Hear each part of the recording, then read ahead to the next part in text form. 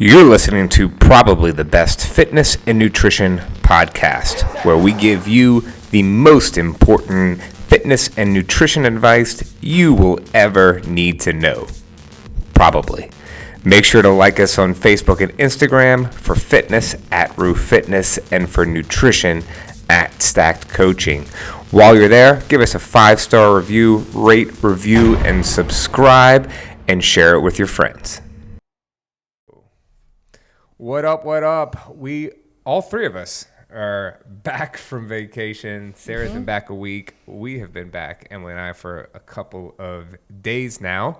And we are here to talk about that because for some of us, it was great. And for some of us, it was a total shit show. Similar vacations, too. We're out in the mountains. Yeah, all out in of the mountains. No AC, where we were staying. I was in Colorado. Y'all were in Utah. And Wyoming. Yeah, we both did hiking. Yes.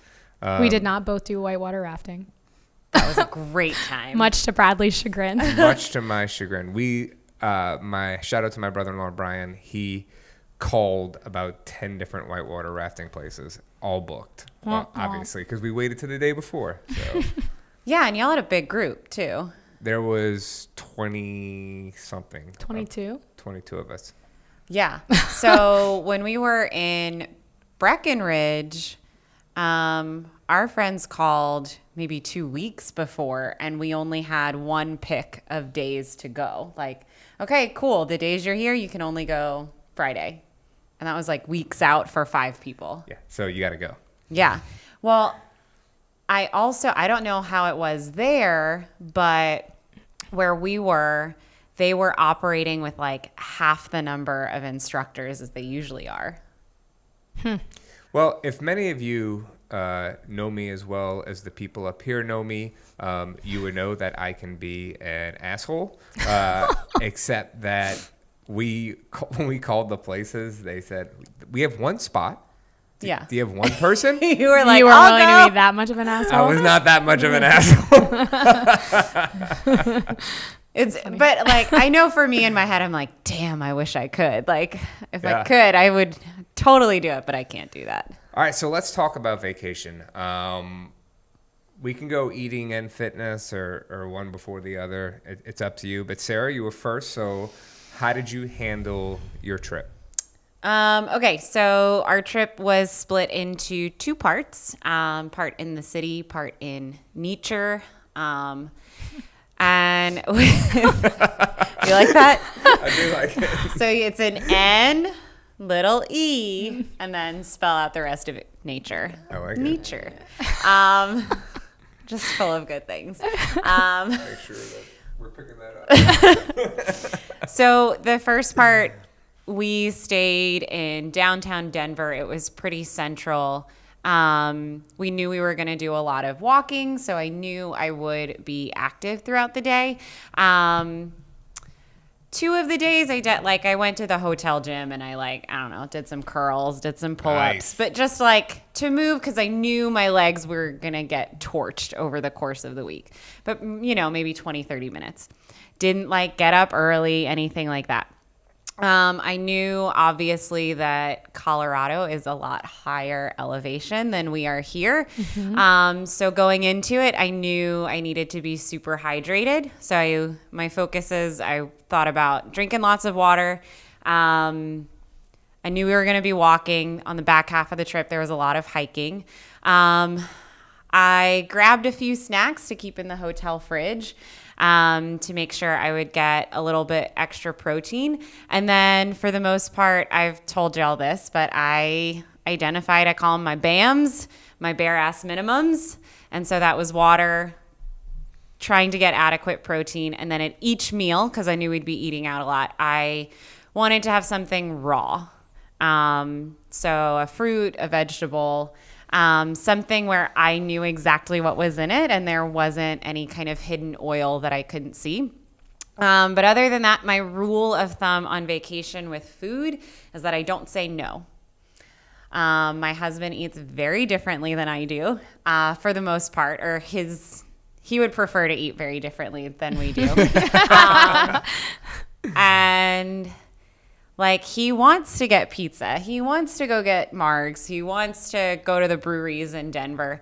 So I didn't say no to anything. Now, with that being said, I allow myself at least a bite, at least a drink wherever we go, and just try to make good choices the rest of the time. How is that for you? And what I mean by that is dipping your toe in the water and not jumping in. I think... Is it hard? It used to be. Not as much anymore. I think just because I've got like reps under my belt and there's a little bit of muscle memory there. So I adopted the not saying no policy when we went to New York about 4 years ago. And I just told myself that, like, I'm going to relax. I'm going to have fun. Things will fluctuate. That is just the nature of what it is. But I have stuck to my plan long enough to know that within 10 to 14 days of getting back and not depriving myself, but just getting back into my routine, I will feel fine. And so it's like I don't love getting home and seeing the scale jump, but I know exactly what is going to happen. And I know that, like, whereas before I used to get home and say I had macros, I'd be like, I'm just going to like fast and I'm going to go on extra runs this week. Now I know that what I was doing before my trip for months was working.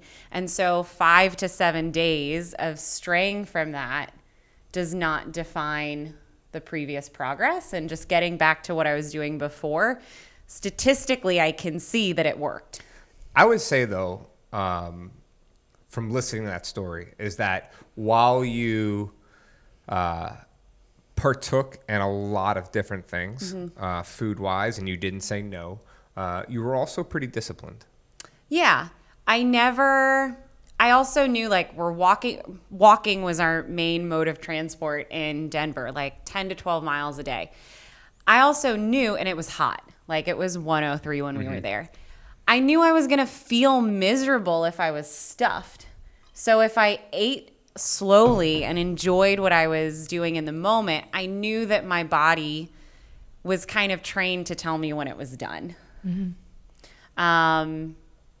And so that was really helpful as well. I like your BAM approach, and I like how specific it was. And also it wasn't too complicated. And also you're setting yourself up for a win. You're not setting this goal that on vacation just is unreasonable and setting yourself up for failure. You're picking 3 things to stick to, 3 reasonable things, right? You know, and it wasn't even about restricting. It was about adding, you know, adding the water, like making sure you got enough protein, making sure that you got something raw every time or for every meal so that you would feel good. So it wasn't all these no's. It was all of these yeses to make yourself feel good. Exactly. So Sarah took an intuitive eating approach on that trip. She did not track. She did not track. Emily, can you talk a little bit about that? About not tracking? Intuitive eating. Yeah, intuitive eating is, I think that it means different things to different people. And if you Google intuitive eating, there's actually like a whole movement around it with actual principles. I can pull those up. But people ask us all the time, you know, do I have to track macros forever? And my answer is always like, no, if you don't want to. I think that for some people, tracking macros and tracking them consistently, no matter what, is reassuring and helps, you know, ease their anxious feelings about food and whatnot. And for other people, that causes anxiety and that sense of control. Like, it feels good to let that go and dial out a bit. Can we say, though, that it's also goal dependent?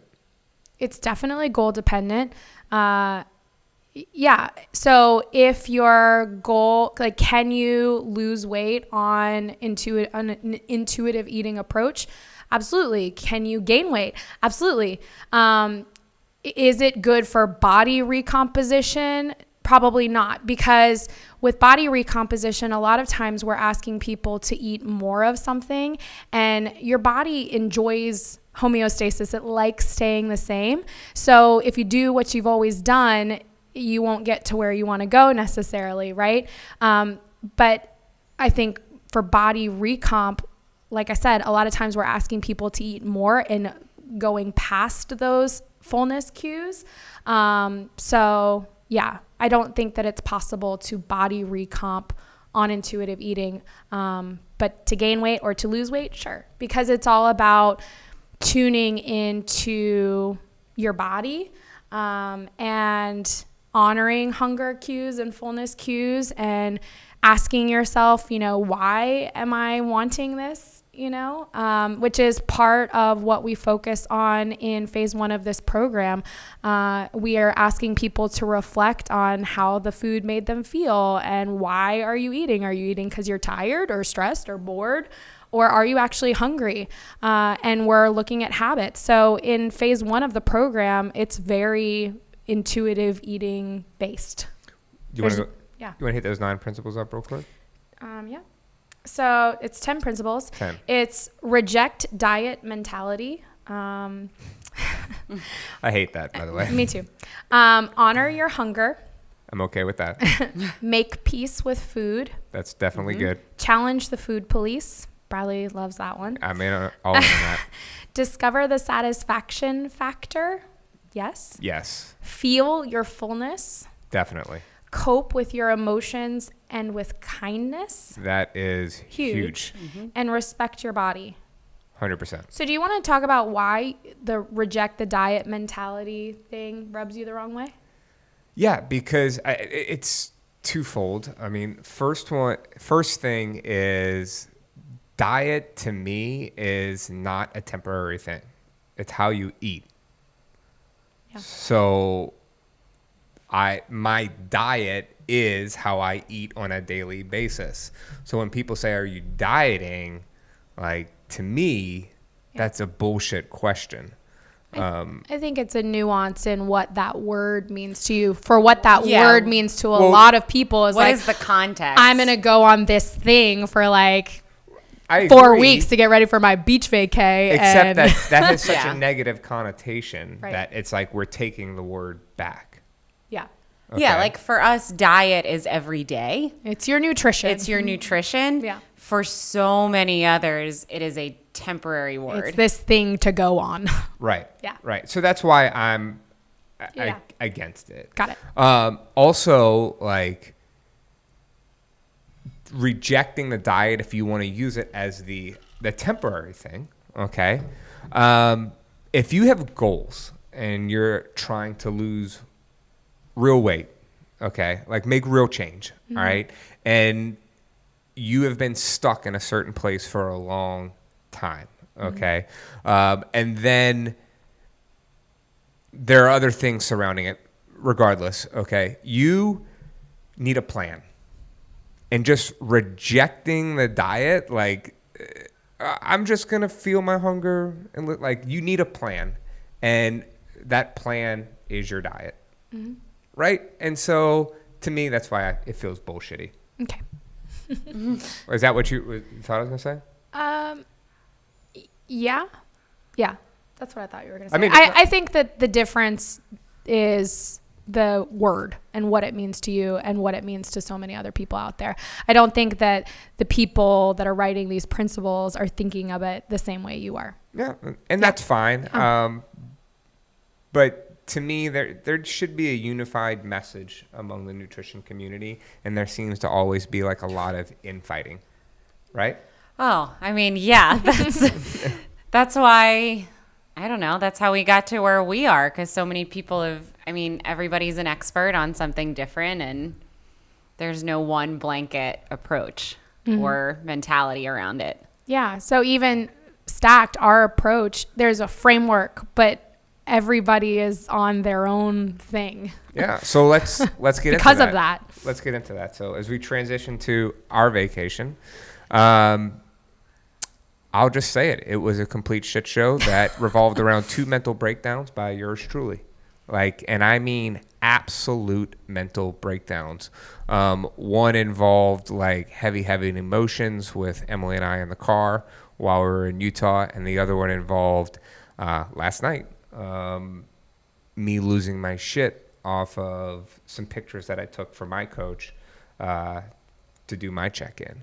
And I felt off of my trip that 7 days erased 7 months of hard work. And so it was super emotional for me. And I've kind of been in a bad place ever since. And I'm trying to review what happened. And I asked my coach, I said, hey, how can 7 days of me being kind of off plan, because I felt like I ate somewhat normal, how could it do that much damage? And he said, 7 days, you can do a ton of damage. And how do you know? Because you didn't track. So you don't know how far off plan you were. And so I look back on it, and I thought my plan, you don't know this, maybe you know, but we recorded this podcast before we left on kind of vacations and intuitive eating, but I didn't turn the mics on, and so we didn't have audio. But I had listened to Sarah talk about her BAMs before I left. They really liked it the first time. I loved it. There was a great reaction. I loved it. And so going in, I'm like, all right, well, I'm just going to buy groceries, okay? Eat as normal as I can for the meals that I can, and I'll use Sarah's BAMs. Well, Sarah's BAMs did not work for Bradley's BAMs, okay? We are very different, and we come from a different place in our journey of health and fitness. And that's why I asked Sarah, how hard was it to dip your toes in the water and then not dive fully in? Because for me, I cannot dip my toes in the water, and that is one thing that I still have to work on. And that's why I always call nutrition a practice, because you never graduate. There's no graduation. Like, you have to work on it daily. And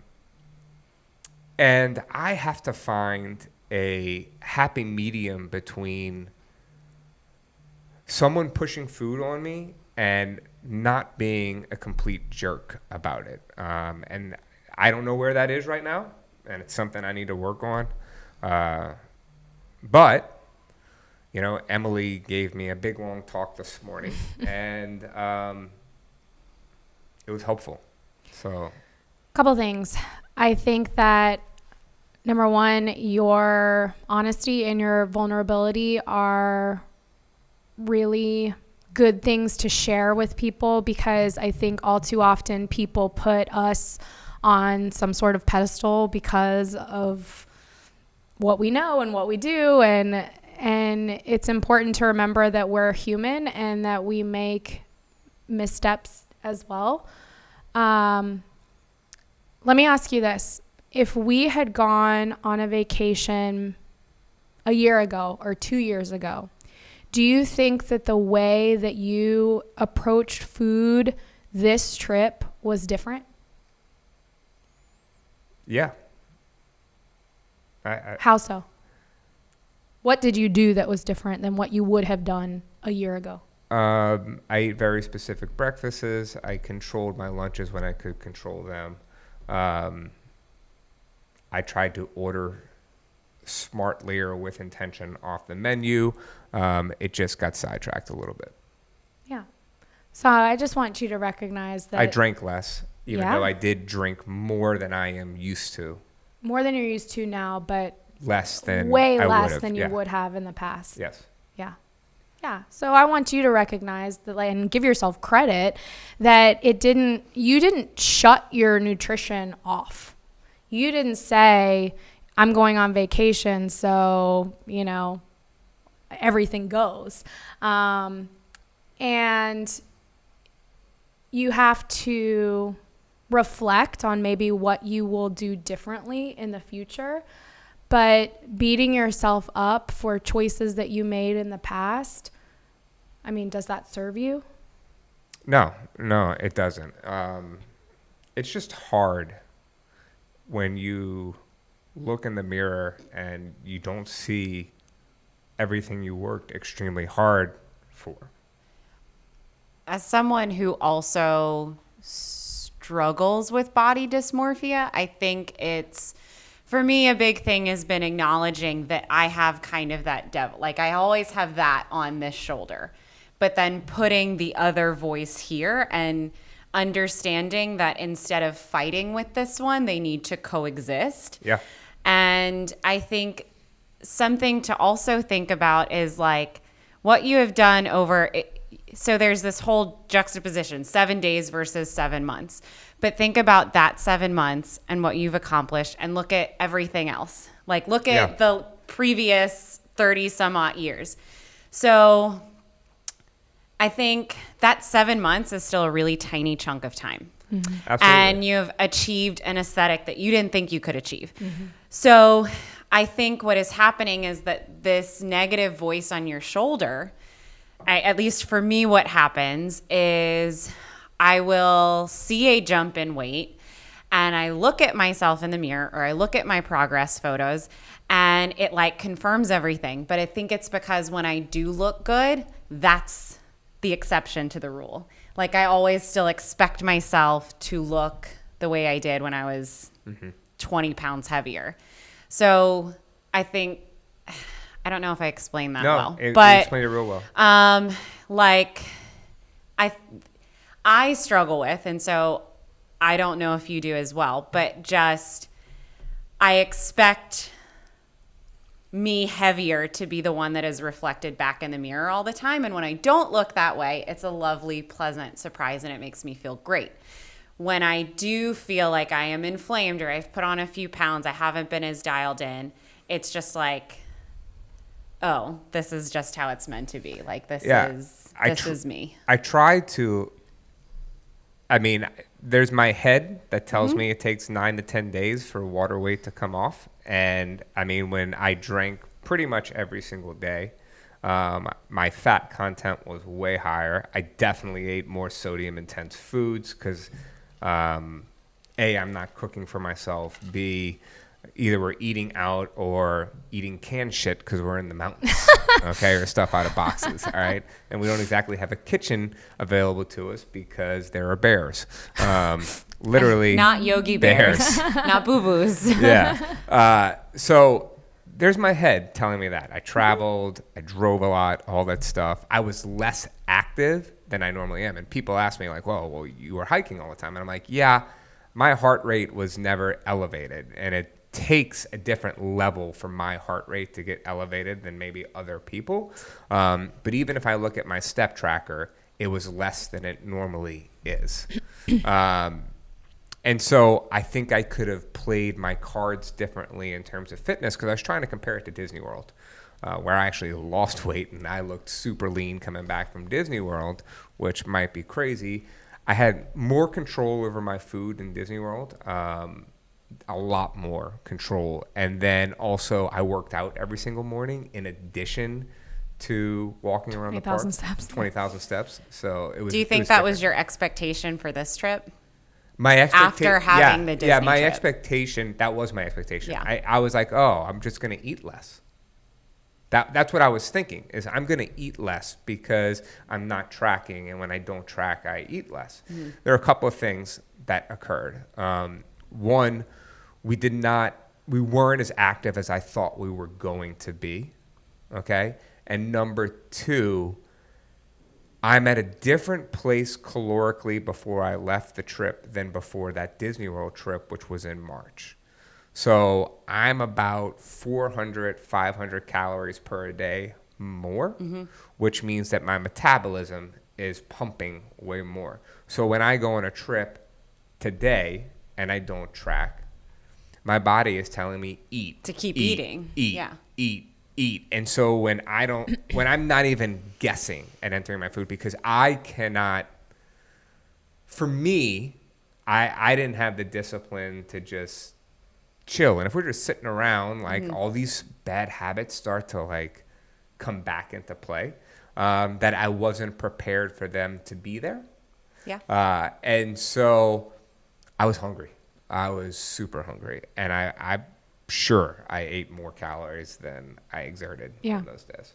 Yeah, your hunger levels were elevated because your metabolism is elevated, but you didn't have the food in the right portions of macronutrients to support that hunger level. So it's like I'm starving and all that's available is pizza and cookies, and so I'm going to eat 5 pieces and 4 cookies. 2.5 cookies. 2.5 cookies. 2.5. Five pizzas was accurate. 5 pieces of pizza. 5 pieces of pizza. A glass of champagne, glass of wine, and a beer. Yeah. And a gummy. And a gummy. A gummy. So what's the point of all this? Okay, the point is what works best for one person does not work best for another person. Likewise, Emily can intuitively eat and be a lot leaner, or not even leaner, more disciplined than me. One of the things that I learned is, and I knew this, but I can intuitively for a couple of days, especially if I can make all the choices. Mm-hmm. If I can't, I need to track. I absolutely have to track. And it's almost, for me, it's reassuring. And so it just shows you that there's no one program for any person. And just because one person, we're 3 coaches up here, we eat 3 different ways. And what Sarah's BAMs did not work for me. Like, I should have had separate BAMs. I should have thought about it and planned it out. And I didn't. The good news is that I got there. I can get there again. The other thing that I think it's important to do, and I don't think that you've actually done it yet, is what will you do next time? Yeah. So what will your BAMs be next time you go on vacation? So as I was filling out my thing, I mean, I did notice I did not drink nearly the amount of water that I should have drank. Like, I was not hydrated enough at all compared to how I drink water here when I'm just readily available. That was number one. Number 2 is I should have not pre-planned out, but taken more time to decide what I want to eat in the moment. I didn't. I kind of just haphazardly picked some things on the menu, and then I let myself get off track when something was put in front of me. I should have spent more time doing that, and I maybe should have offered to, or just made something for everyone and brought it over. And I think that's a big thing. So I'm not necessarily making something for just myself because that's rude. Instead, I make something for everyone that fits my plan and bring that over. And I could have done that because the first part of the trip, we did have a kitchen available to us. And I didn't. So I like it. So Emily, how did it go for you? It went fine. Bitch. It's great. I don't count macros all the time. I don't feel that sense of comfort and control that you feel when you track. I definitely see the benefits of tracking, and I'm always kind of tracking and making trade-offs in my head. Like, for example, the day that we went out to dinner and had that fancy dinner at night, what did I order? You ordered a salad. Just a salad. Because I knew, we ordered a cheese plate as the appetizer. I had a glass of wine. I had a big lunch. And so I was like, you know what? There's steak and scallops and things on the menu, but I'm good. A salad is going to fill me up. I was completely satisfied. And I make trade-offs like that a lot just in my head. Okay, what did I have for lunch? What did I have for breakfast? What's my protein intake roughly at? But I think that I practice it, where you have been tracking for so long that it's not something that you practice often. Yeah. So without a plan, or without a plan specific to you, it's easy to go back to the things that didn't serve you in the past. Yeah. So perhaps, and maybe this is a question for you, do you think if you practiced intuitive eating more often, it would be better? Or are you in the camp that no, I need to track for longer? It depends on where I am with my goals. So it probably depends on the situation. It depends on the because situation. You didn't track in Disney World. I did not track in Disney World, and it turned out great. Yeah. So it is situational.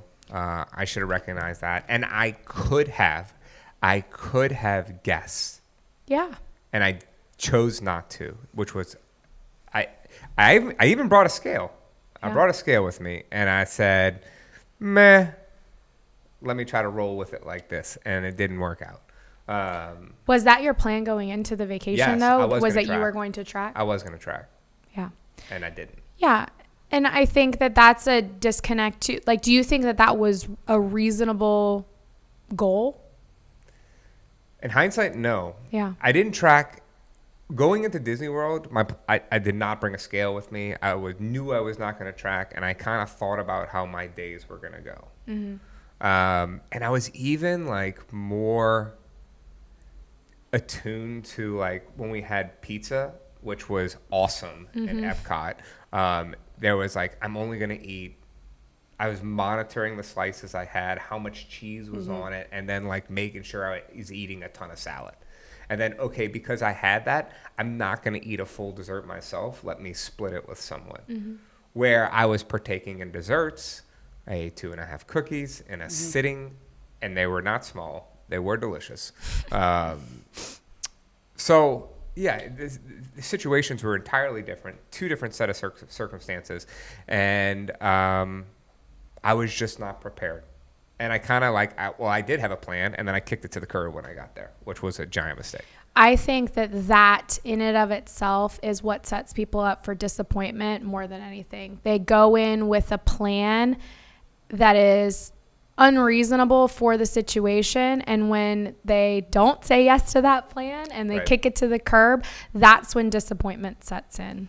Yeah, and understanding that like your bare ass minimums for a giant family trip are going to be different than when you're just with Emily or with a small group or with friends. Like I have one that I use across the board, and that's just hydration because I'm out of my routine and I know that I'll just forget.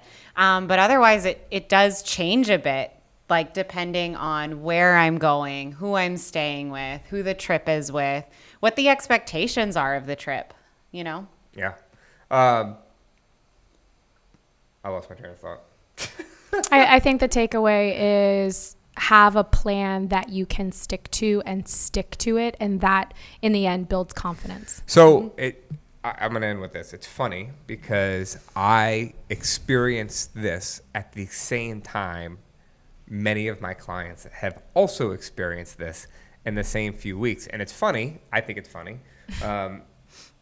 That we all experience the same thing, and I Team told Bradley it to Emily. is in Team turmoil. Team Bradley's in a shit show right now. And Emily's like, "That's because your clients choose you because they see themselves in you and your story," and it's true. And we all kind of experienced the same things at one point this summer, and we've all established some amazing results, and then we've all had this like habit dip that required a reset. Okay. And I'm going to say reset because everybody has been saying to me, like, I feel like I'm starting over. And my response to some of that is, if so, you're starting in a different place than when you actually started with me. You were more advanced, so you should get to where you want to go faster with different results.